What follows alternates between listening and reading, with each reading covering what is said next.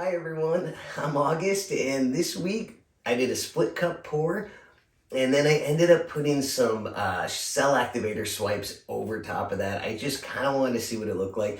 It is a little trippy, but I think it's cool. I do have the dried results at the end of this video. I know I said last week I would have resined results. Time got away from me, so I do not have the resined results, but I do have the dried results. So I am using the Fiona Art split cup that she designed, and this is sold at Fluid Art Co. I'll link that below.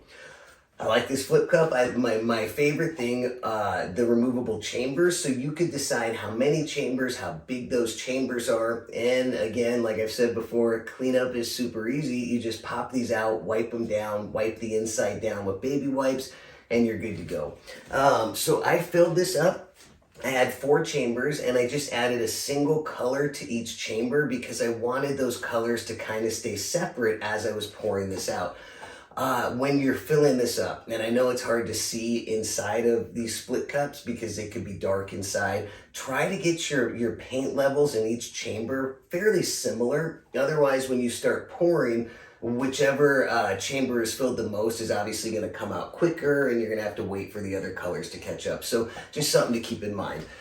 I then, after I filled the split cup, I got a round board. Now, I think what I did is called a ring pour, but I'm not 100% sure on that, so don't quote me. I think it's called a ring pour because I was literally just making rings. So as this was pouring out, I was just making rings on the board. So I'm pretty sure it's called a ring pour, but again, don't quote me. So after I had that poured out, I came in with the palette knife. I put some SHELEE Art Cell Activator on the back. I used a black cell activator and a white cell activator separately. And because I had those circles from my, what is possibly a ring pour, I did the cell activator swipes in kind of that same design, making circle patterns around it.